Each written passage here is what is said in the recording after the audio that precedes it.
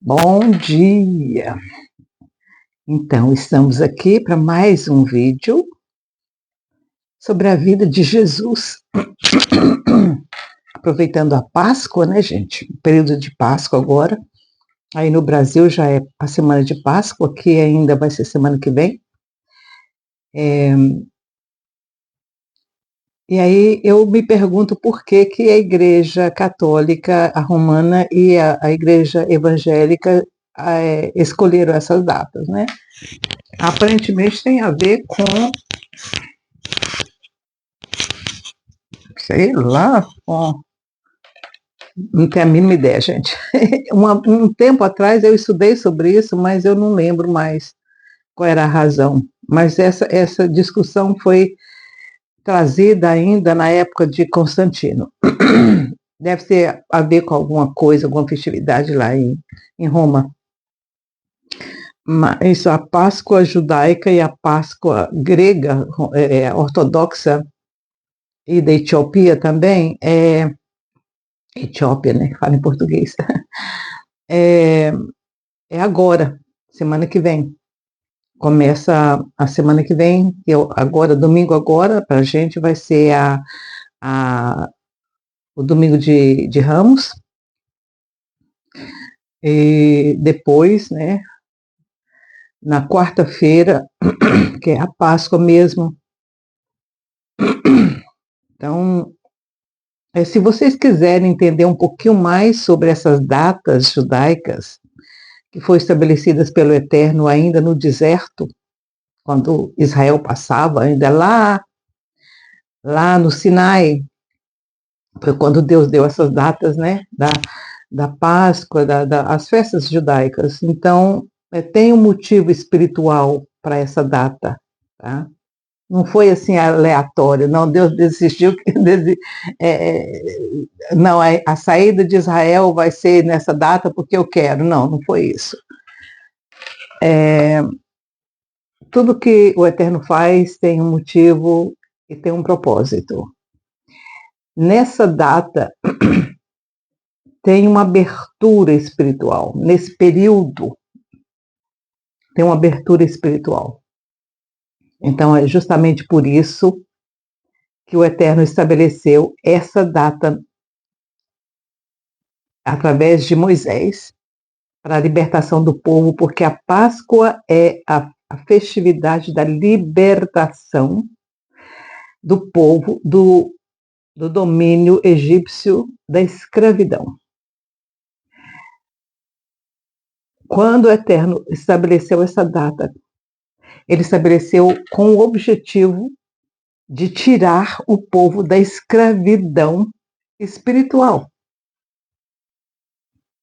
Então, se você comemora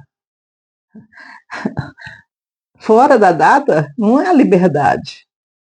Você tem que fazer o ritual na data certa, no momento certo.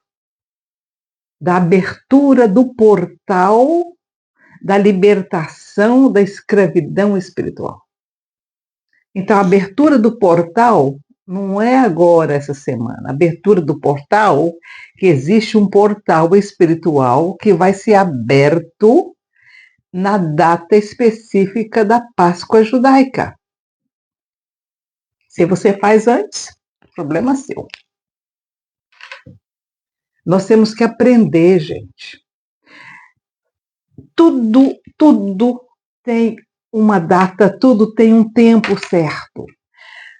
A primavera só surge no tempo certo da primavera, quando o sol está naquela posição certa. Aí a primavera vem.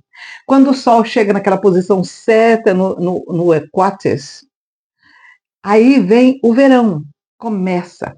E é interessante, aqui em Chipre a gente vê isso assim, 100%. No dia 1º de julho, a água do Mediterrâneo esquenta.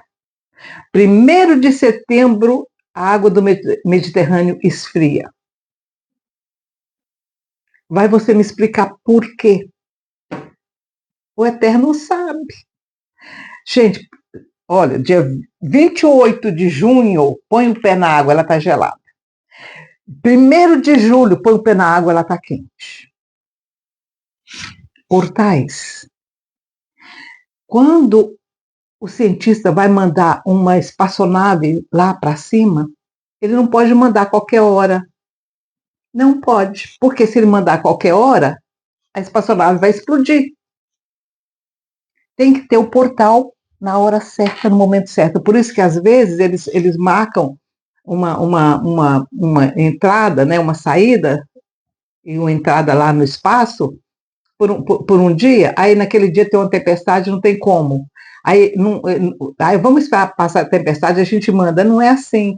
Aí vai ter que esperar 24 horas, às vezes até mais, para que haja uma abertura de energia que circunda a Terra. Essa abertura acontece, aí tem condições da espaçonave sair. Do contrário, ela bate nesse cordão invisível, porque a gente não enxerga com esse olho, e aí ela explode.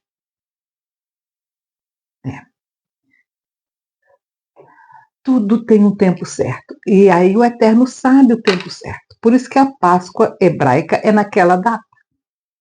Porque foi a data que o Eterno deu, porque o Eterno conhece. Naquela época a gente nem sabia que existiam esse cinturão energético em volta da Terra. Ninguém tinha conhecimento disso. Ninguém pensava que existisse alguma coisa assim. A gente acha que isso aqui está empty, né? Mas não tá vazio. O ar não é vazio, o ar está cheio de moléculas energéticas. Aqui, você pensa que você está aqui, está vazio? Não está, gente. Está cheio de energias, de moléculas energéticas. E se eu fizer assim, elas vão se movimentar todinho. A coisa mais linda. Tem vários tipos de moléculas, vários. Tem longas, tem redondinhas, tem pequenininhas, tem maiorzonas. É porque a gente não enxerga com esse olho. Mas se você dança, toca uma música gostosa, elas ficam pulando, elas ficam dançando no ar, coisa mais linda. Eu já vi isso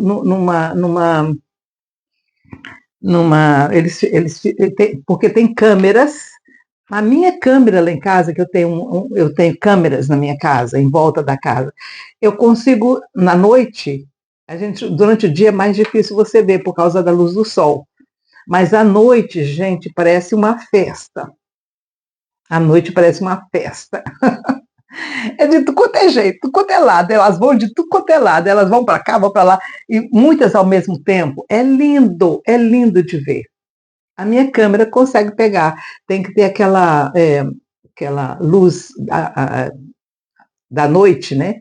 Eu não sei como é que chama, meu filho sabe como é que chama, eu não sei. Então ela pega. Tem dia que eu fico lá só na câmera olhando, porque eu tenho 6 câmeras na minha casa. Aí eu fico pulando de câmera em câmera, sabe, só para ver aquela festa. Aquela festa. Então, tem isso. Então, eu aconselharia vocês, por exemplo, tem um canal aí no Brasil de uma menina, de um casal messiânicos, eles são messiânicos, são judeus messiânicos. E ela explica bastante. Ela é novinha, mas ela é uma gracinha. Chama Família Judaica. Põe Família Judaica no seu YouTube, você vai descobrir esse pessoal. Ela explica certinho tudo, todos esses portais, todas essas coisas. Ela tem um conhecimento muito bom. Então, vamos lá, para Jesus aqui, né? Porque a nosso objetivo é Jesus de Nazaré. Depois que Jesus desceu lá em Pela, ele desceu das montanhas de Pela, ficou lá com João Batista por o Shabat. E aí, no domingo, veio os primeiros discípulos, né, se apresentaram, conversando com Jesus, e aí alguns deles já eram discípulos de João Batista, como o André, por exemplo, era discípulo de João Batista, e o Natanael e não, Natanael não era, o Natanael ia conhecer João Batista porque o Filipe trouxe ele, né? Encontraram Jesus lá e Filipe já conhecia Jesus e conversou com Jesus, e aí ele ouviu, né, que João Batista disse que Jesus era o enviado, né? Então ele consultou com João Batista, segue ele. Aí Jesus chamou, vem, segue-me, né? Jesus só falava isso, gente. Vem, segue-me. E aí eles começaram. Jesus estabeleceu os 4 primeiros, depois veio os outros 2. Então, os primeiros discípulos de Jesus, os 6 primeiros, né? Nós já falamos na semana passada, no vídeo passado, semana passada, gente, no vídeo passado. Deixa eu ver, eu escrevi o nome deles aqui, para a gente não esquecer. André, Felipe, o James, o Tiago, o Zebedi, né, os 2 irmãos, o João e o Tiago, que eram irmãos, o Pedro e o Natanael. Né? Esses foram os 6 primeiros. Tá? O Natanael é aquele que Jesus, eu te vi debaixo da figueira.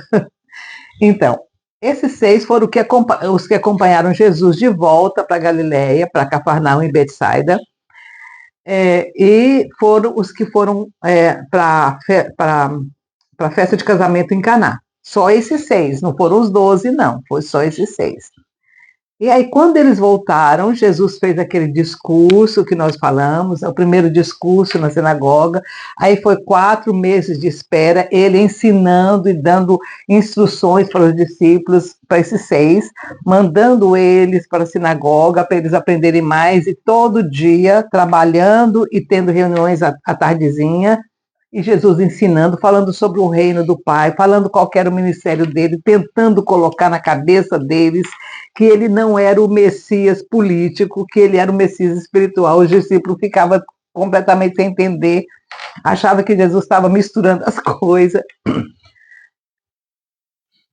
Aí passou aquele tempo, as pessoas começaram a esquecer o milagre do vinho, e o milagre da voz, né, lá do batismo de Jesus, aí as coisas ficaram mais calmas, e aí veio a notícia de que João Batista tinha sido preso, aí Jesus falou, agora chegou a minha hora. Aí foram, Jesus chamou todos eles, fez uma reunião entre eles. Nessas discussões, nessas aulas que Jesus estava dando, o James e o Judas começaram a vir, o James continuou pelos 4 meses, mas o Judas teve um problema familiar e não pôde mais descer para essas reuniões de Jesus. Mas o James, o irmão de Jesus, o Tiago, o irmão de Jesus, ele participou dessa conferência de 4 meses com Jesus. Mas aí, quando Jesus escolheu os 6 discípulos, e ele não foi incluído, ele se magoou muito com Jesus, o James, o Tiago. Quando Jesus mandou os discípulos, porque a primeira viagem que Jesus mandou de 2 em 2, foram só esses 6. Ele mandou, depois dos 4 meses, né, de estudo, depois que João Batista foi preso, Jesus falou, agora vocês, ele fez o seguinte, eu vou falar para vocês como é que ele fez isso. Eu pensei que eu tivesse escrito aqui, e eu tenho que ter escrito. Eu escrevi. Ele mandou, depois do Shabat, do sermão sobre o reino, né? Jesus envia os discípulos, os 6, de 2 em 2, por 2 semanas. Então, ele mandou o James e o John junto, o Tiago e o João junto. Esse Tiago não é o irmão de Jesus, esse Tiago é o irmão de Pedro, de João. Aí ele mandou os 2 irmãos, né, para Queressa, que gente, eu botei Queressa tem o nome dele em português. Deixa eu ver onde que eu escrevi o Queressa de Gadara. Gadara é o nome, porque o nome hebraico é Queressa, mas o nome em português é Gadara. Lembra de Gadara? Pois é. Então ele mandou o James e o John para Gadara, mandou André e o Peter para Cafarnaum, e mandou o Filipe e o Natanael para Magdala, a cidade de Madalena. Pois é, Magdala. Por isso que o nome dela é Maria Madalena, Maria de Magdala, tá? Não é que o Madalena é nome, não. Magdala era o nome da cidade de Maria. Então, para diferenciar das outras Marias, que é igual aqui em Chipre, gente, o que tem de Maria aqui. A minha filha tem umas 10 amigas, tudo que chama Maria. Aí fala Maria de fulano, Maria de ciclano, entendeu? Porque senão a gente não sabe que Maria que ela está falando. A mesma coisa era aqui em Israel. Todo mundo tinha o nome de Maria, era um nome comum. E aí, como para diferenciar, falava Maria Magdala. Maria de Magdala, né? Ah, então, Gadara, gente, que é Queressa, que para onde foi o João e o Tiago, era a vila dos gêmeos. Jesus tinha discípulos gêmeos, sabia? Pois é, eles eram gêmeos mesmo, eram dois irmãos gêmeos, que eram o James também, tá? Outro James, o James e o Alfeu, o Judas Alfeu, o Alfeu Judas, né? O Judas Alfeu. Onde Gadara é aquele lugar que Jesus curou aquele homem que vivia nos cemitérios, que estava peladão, então, lá em Gadara. E os irmãos gêmeos eram de Gadara. Inclusive, todas as vezes que Jesus tinha problema, não Jesus tinha problema, o povo tinha problema com Jesus, Jesus corria para Gadara, viu? Por causa da família desses dois, dos gêmeos, que eles tinham fazenda, eles eram fazendeiros. Então Jesus corria para Gadara para fugir tanto do governo da Judéia como da Galiléia, porque depois no final até o Herodes estava atrás de Jesus, né? E Jesus tinha que de vez em quando escapar, e ele escapava para Gadara, porque era lá em cima, né? Lá longe, em cima do lago. Então Jesus escapava para lá, para a fazenda dos gêmeos, para a fazenda do James, que foram depois discípulos de Jesus, né? E também, gente, em Gadara foi onde Jesus fez o milagre dos peixes e dos pães, lembra? Aquele milagre que ele fez, que tinha 5.000 homens? Pois é, Gadara. Por quê? Porque todo mundo queria conhecer Jesus. Jesus tinha sido aquele que tinha curado Amós. Amós era o nome do homem, sabe? Aquele homem que estava peladão lá, que Jesus curou, que tinha os espíritos, né, de demônio, que Jesus mandou entrar no porco. Então, ali é que Jesus tinha muitos discípulos em Gadara. Muita gente que acreditava em seguir Jesus. Mas o povo lá queria fazer dele o rei. Lembra quando ele fez a multiplicação dos pães, né? Todo mundo ficou assim, como é que ele conseguiu isso? Foi em Gadara que eles queriam colocar ele como rei, e ele teve que fugir, lembra? Que ele escapou da multidão? Pois é, foi esconder lá na fazenda do James e do Alfeu. Por que eu estou falando do James, do Tiago e do Judas Alfeu? Porque quando eles voltaram das 2 semanas, de pregação que Jesus mandou eles irem, né, para essas cidadezinhas, eles ficaram impressionados, porque muita gente queria ouvir o que eles estavam falando. Porque quando Jesus mandou eles para essas vilas pequenas, eles ficaram meio decepcionados.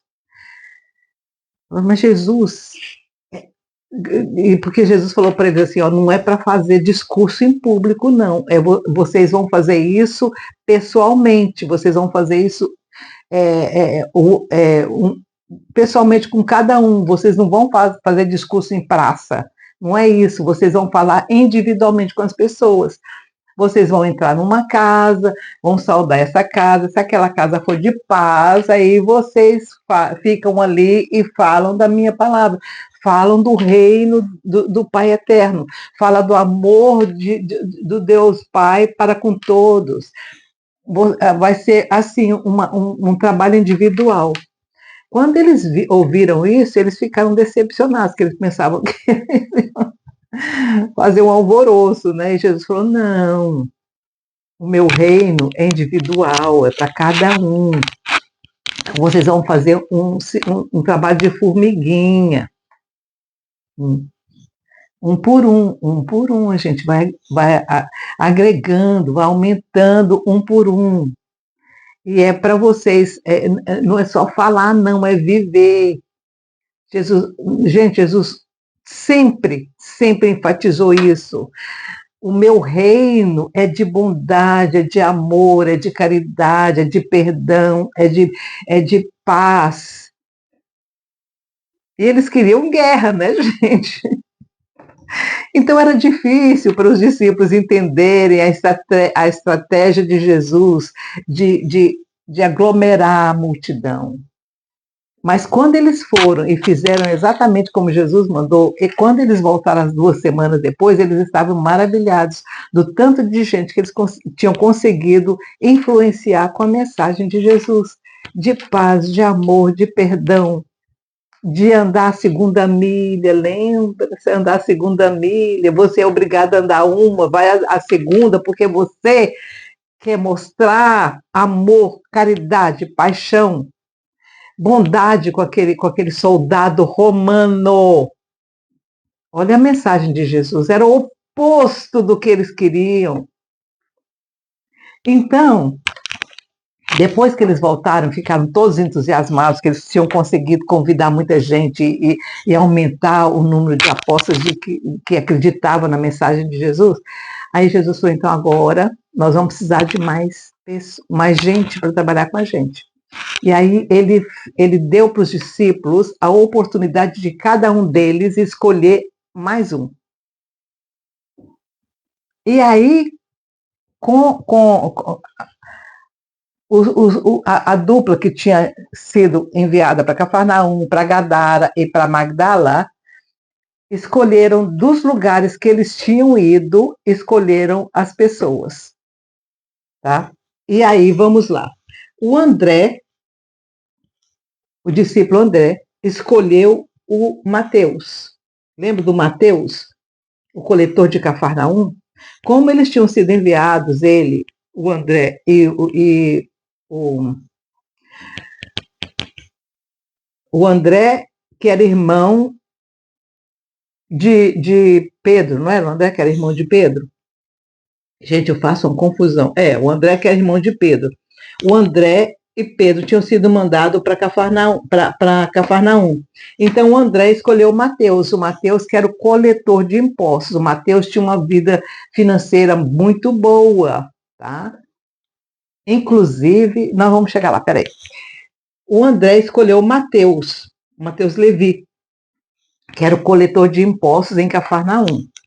O Felipe escolheu Thomas, sabe o Thomas, aquele que nunca acreditava nas coisas, que sempre duvidava. Thomas, vem aqui, põe a mão na minha ferida. Pois é, o Felipe escolheu Thomas. O James Zebedee, o Tiago, irmão de João, escolheu um pescador de Gadara, porque eles tinham sido mandados para Gadara, né? Ele escolheu, James Zebedee escolheu o irmão gêmeo, um dos gêmeos, o Tiago, também chamado Tiago James, outro James, gente. É uma confusão de nome, que ele era pescador em Gadara, quer dizer, o pai deles era fazendeiro, e eles, como a fazenda era com água, eles eram pescadores também. Tá? A fazenda deles era o fundo da fazenda deles era o mar da Galileia, ou Tiberíades, né? Essas vilas que eles foram, tudo em volta do mar da Galileia, viu? E o João, que era o irmão, né, do André, do James Zebedee, o João escolheu o Judas Alfeu, que era o irmão gêmeo do James. Gente, vai ter muito James nessa coisa de Jesus. Eu não sei como é que Jesus separava os James dos gêmeos, né? O James é Tiago, né, gente? A tradução é Tiago. E o Pedro escolheu o Simão Zelote. Os Zelotes era ele chamava Simão o Zelote porque ele participava dessa, era uma das seitas que tinha em Israel, que eram os Zelotes. Eles eram assim, extremamente zelosos, por isso que o nome dele era Zelote. Eles eram assim, eles obedeciam a lei 100%. Eles eram bem radicais. Os Zelotes eram bem radicais. tinha que ser tudo do jeitinho que Moisés falou. Tudinho. Então, esse Simão, ele era dessa seita dos Zelotes, que foi escolhido por Pedro. Você imagina por que Pedro escolheu ele, né? Porque Pedro queria que fosse ali Pedro era muito judeu também, ele era bem radical. Então ele escolheu um radical como ele era radical, né? Que foi esse Simão. E o Natanael, que era aquele que Jesus viu embaixo da figueira, o Natanael, ele escolheu o Judas. Pois é, o Judas Iscariotes. O Judas, ele era filho de um homem muito rico, ele era filho único.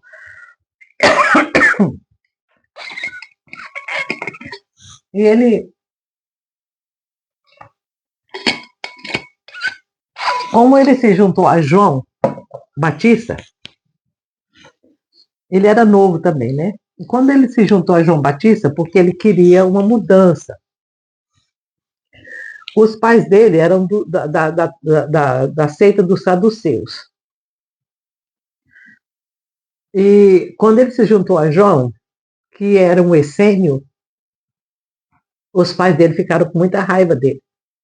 Porque os pais queriam que ele fosse da seita dos saduceus. E quando ele foi para os essênios, que os essênios eram separatistas, os essênios não casavam, os essênios viviam nas cavernas. Então o pai deles achou muito ruim porque estava segundo João Batista também. Aí deserdaram ele e ele ficou sem dinheiro. E aí ele estava andando, né?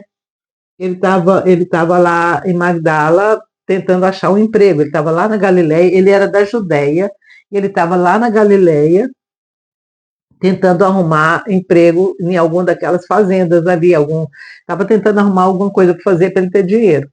E aí o Natanael encontrou com ele, e ele falando para Natanael como é que ele estava, ele falou, então, já que você seguia João Batista, né? Então vem e segue Jesus. E aí foi o que aconteceu. E Natanael escolheu ele porque ele era muito bom em finanças. Ele era muito bom em termos a gente fala que bookkeeper, bookkeeper, de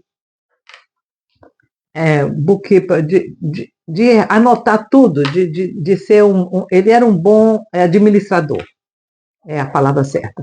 Ele era um bom administrador, então o Natanael escolheu ele também por esse motivo, porque sabia que eles iam precisar de alguém para controlar as finanças do trabalho. Aí você me pergunta, Miriam, quando Jesus mandou os discípulos de 2 em 2 para aquelas vilas, né, para essas vilas de onde eles escolheram, o que Jesus fez nesse período? Porque Jesus não foi com eles, Jesus ficou em Cafarnaum. Jesus ficou em Betsaida, na casa dos Zebedeus. Porque Zebedeu, gente, Jesus contratou Zebedeu porque ele era um homem que tinha negócios, ele sabia como é que administrava as coisas. Então Jesus pediu para Zebedeu ser o administrador dos acampamentos que Jesus ia fazer. Jesus já tinha tudo na cabeça, o que ele ia fazer. Então, quando ele fosse acampar, quando ele fosse para uma vila, o Zebedeu ia antes e preparava tudo. Gente, eles eram muitos, além dos 12, ainda tinha os outros, tinha as mulheres que iam cozinhar, tinha o pessoal que ia trabalhar a tenda da cura, né, a tenda como se fosse um hospital, uma enfermaria. Então tinha que ter uma pessoa responsável para ir na frente e preparar tudo, preparar o acampamento, para que todo mundo ficasse bem. Então, o que Jesus fez foi sentar com Zebedeu, com o pai, e fazer a planilha, fazer o plano dos acampamentos. Nós vamos acampar aqui em tal data, aqui em tal data. Então, tinha tudo planificado. Jesus não fez nada assim ao léu, não. Tá? Ele tinha um plano. e ele executou o plano conforme ele queria. E o Zebedeu era responsável por essa parte de administrar e assentar os acampamentos quando ele fosse sair de um lugar para o outro.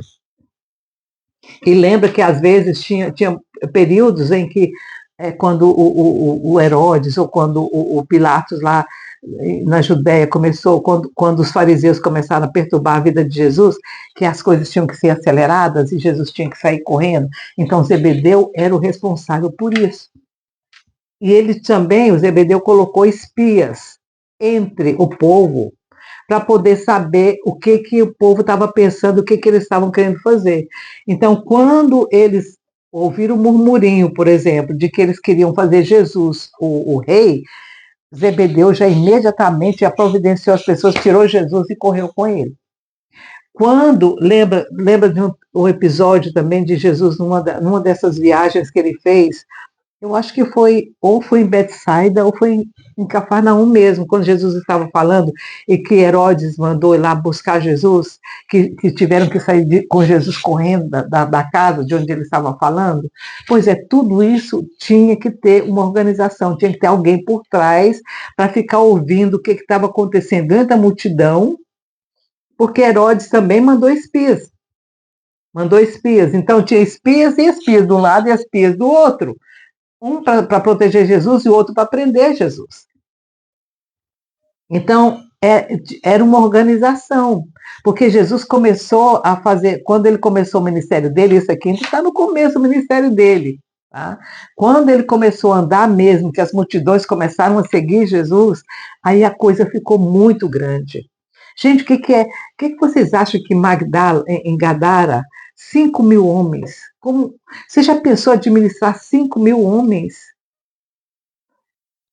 Tinha que ter uma organização boa. E foi isso que Jesus fez naqueles períodos. Jesus nunca saía com os discípulos, quando ele mandava, quando ele mandou os 70, por exemplo. Ele não ia junto com os 70. Ele ficava orando, ele ficava buscando a presença do Pai nas montanhas e também discutindo com o Zebedeu como é que eles iriam fazer, aonde que eles iriam na próxima viagem. Então, tudo era organizado, uma organização perfeita. Jesus tinha uma organização perfeita. Tá? Quando os discípulos escolheram, falaram, Jesus, esses são as pessoas. Então, Jesus foi de cidade em cidade. Ele foi primeiro para... qual que foi o primeiro que ele foi? Foi para o... O primeiro que ele foi para o Mateus. A primeira foi em Cafarnaum, porque ele já estava em Cafarnaum. Ele estava em Betsaida, que era do lado de Cafarnaum. Aí o Mateus fez um jantar de comemoração, porque ele porque ele era da família, o business que eles tinham de coletor de impostos era um business de família. Aqui até hoje, em Chipre, é o mesmo sistema. Os filhos continuam o que o pai fazia. Então, Mateus tinha com a família, então ele deixou com o irmão dele toda a responsabilidade da companhia, né, da empresa, que era de coletar impostos, ele deixou com o irmão dele, e para despedir daquela fase da vida dele, ele deu um jantar, e ele convidou muita gente para esse jantar, e Jesus era o principal. E aí, para confirmar ele como discípulo, né? Jesus chegou para ele e fala, Mateus, me segue. E Mateus fez essa festa. Foi nessa festa de Mateus que houve aquele episódio dos fariseus falarem, tá vendo? Como é que vocês seguem um homem que senta com um cobrador de impostos? Você lembra disso? Então, aí falaram para Jesus, olha o comentário, como se Jesus não estivesse ouvindo, né? Aí foi quando Jesus disse, eu não vim para os que são sãos e os que estão bem, eu vim para aqueles que precisam de cura, eu vim para aqueles que precisam ser resgatados, eu não vim para quem está bem. Quem está bem, está bem. Eu vim para quem está necessitado. Foi aí, na casa de Mateus, que era um homem que tinha dinheiro, E aí Jesus estava feliz de ter o Mateus junto, né? E eles falam, tá vendo como é que ele é? Como é que ele é? Ele fica lá, ó, rindo, cantando com quem cobra imposto, quem não merece nem estar dentro do templo. É, é. E aí ele foi de cidade em cidade, né? E confirmando a escolha dos discípulos que haviam escolhido aqueles homens como companheiros para se juntar aos 12. Eu acho que quando Jesus olhou para Judas, Jesus sabia que Judas iria fazer o que fez. Mas Jesus deu uma chance para Judas. Natanael, você escolheu Judas.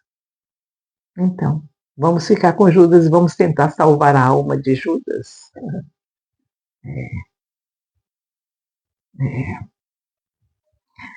É uma lição para a gente. Jesus já sabia o que iria acontecer 3 anos depois. Ele já sabia. Mas ele não fez distinção entre discípulo e discípulo. E você? Você faz?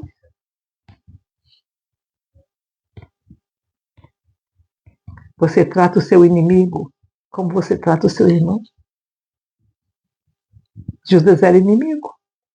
Ele estava roubando a bolsa. Jesus sabia. Ele estava tirando do dinheiro que entrava para o grupo, para todos os grupos, porque gente, a maioria dos discípulos de Jesus eram casados, tinha família, tinha muitos filhos. Todos eles trabalhavam. Toda vez que Jesus dava um tempo no ministério, todos voltavam a pescar, todos voltavam a fazer, a trabalhar, a construir, passavam um período de 2, 3 semanas trabalhando para suprir as necessidades da família. E Judas tirando dinheiro. E Jesus sabia. Mas Jesus nunca confrontou Judas. Ele amou Judas. Ele conversava com Judas da mesma forma que ele conversava com todos os outros apóstolos. E você? Você faz isso? Ou você discrimina? Você vira as costas? Ah, vai me trair mesmo? Então não estou nem aí. Não. Jesus, ele mostrou com a vida dele o que ele falava. Era o que ele dizia para os discípulos. Ele quis mostrar para os discípulos, porque todo mundo estava desconfiado de Judas. E entre eles, ele fala, mas como é que Jesus ainda faz isso? Como é que Jesus ainda trata ele como trata todo mundo? Foi uma lição que Jesus estava dando para os discípulos. Eu vim para amar, eu vim para salvar, eu vim para curar. Eu não vim para ser rei e julgar. Eu vim para amar e curar. Eu vim para mostrar o amor do Pai. Gente, o que a palavra fala? Que Deus manda o sol sobre os justos e injustos. Que Ele manda a chuva sobre justos e injustos. É essa mensagem de Jesus de Nazaré até hoje. O que nós fazemos? Nós julgamos, nós matamos, nós destruímos, nós falamos mal, o irmão cai, a gente mete a ripa nele, ao invés de salvar, ao invés de trazer. Aí no Brasil as coisas estão muito difíceis, né? Muita coisa acontecendo nas igrejas, muitos escândalos surgindo, e ao invés de amarmos como Jesus amou, nós jogamos pedra. Ao invés de orarmos e pedirmos a misericórdia do Eterno, nós jogamos pedra. Jesus veio para aquele que sofre. Jesus veio para aquele que cai. Jesus veio para aquele que peca. Jesus veio para aquele que está enfermo. Jesus veio para aquele que está na prisão. Por isso que ele diz em Apocalipse, quando eu estava preso, você não me visitou. Quando eu estava nu, você não me cobriu. Quando eu estava necessitado, você não estava do meu lado. Quando eu estava sofrendo, você não chorou comigo. Quando eu estava precisando atravessar um momento difícil, você não foi a ponte para que eu pudesse me estabelecer em cima. Gente. Andar como Jesus andou, amar como Jesus amou, viver como Jesus viveu, não é fácil. É andar a segunda milha com quem força você a andar a primeira. E Jesus, tenha misericórdia da minha vida e me ensine a ser assim. Que a minha boca se cale e o meu coração se abra. Que essa seja a nossa oração nessa Páscoa. Que nessa Páscoa você diga, Senhor, eu quero ser um pouquinho parecido contigo. Me ensine a ser parecido contigo. Que o Senhor te abençoe e te guarde. Tchau, tchau.